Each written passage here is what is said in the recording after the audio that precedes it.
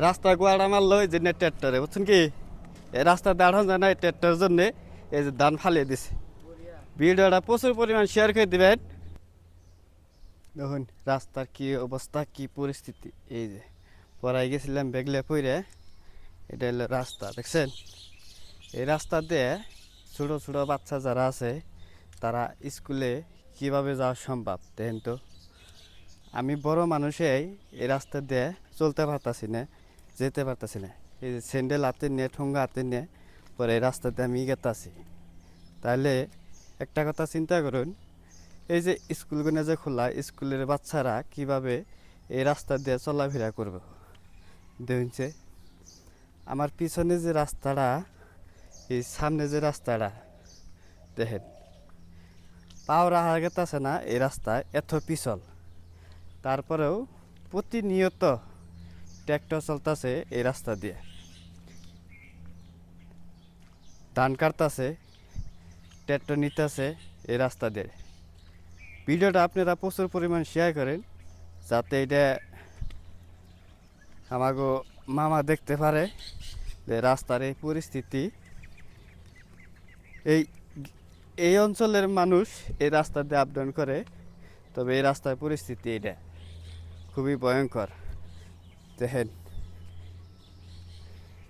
কি আর কমু, ওই যে এই যে এইসব বাড়ির জন্য এই রাস্তাগুলোর পরিস্থিতি এইসব। ওই যে দেখতেছেন না, এই সমস্ত এই চহে ধানগুলা কাইঠে এই রাস্তাতে নিয়ে আহে।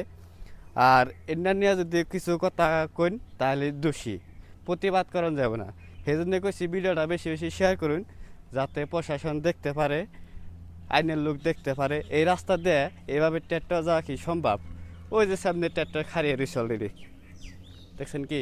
ওই ট্র্যাক্টর কিনে এই রাস্তা দিয়ে ডেলি 4টা 5টা করে যায়। ওই সামনে কি হয়েছে ওটা দেখাবো আমি গো। তো কি আর কমু, এটা প্রতিবাদ করা যাবো না, প্রতিবাদ করলে দোষ। ওই যে ট্র্যাক্টর ফাইসা গেছে, দেখছেন? আমি যে কইতাছি ফাইসা গেছে, ওই যে ট্র্যাক্টর ফাইসান ধান ফালিয়ে দিছে না, হ্যাঁ? 5 দিয়ে পড়ে গেছে।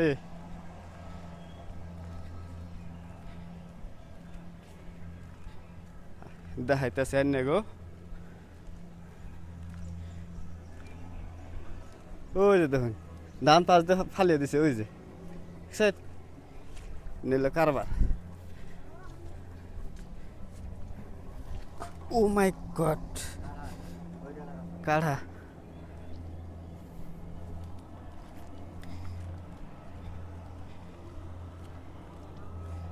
ওই যে মেশিন দিয়ে ধান কাটতেছে একবারে প্রতিনিয়ত।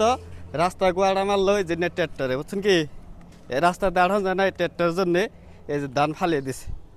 ভিডিওটা প্রচুর পরিমাণ শেয়ার করে দিবেন, যাতে আইনের লোক দেখতে পারে আর এনে এদের গোয়া মারতে পারে। এমেল শুকনা রাস্তা, তারপরে স্যান্ডেল হাতে নিয়ে গেতেছে, বুঝছেন কি? তাহলে মনে কতটা দুঃখ। হ্যাঁ, এই যে রাস্তাগুলো দেখছেন না, মানজা সমান ডাইভে গেছে গা। এই রাস্তা দিয়ে ছোটো ছোটো বাচ্চা কীভাবে স্কুলে যাইব, আইনেরা কইছে স্কুলে পয় বলান এই রাস্তা দিয়ে কীভাবে যাইব। দেন কি পরিস্থিতি, ভিডিওটা সবাই শেয়ার করবেন।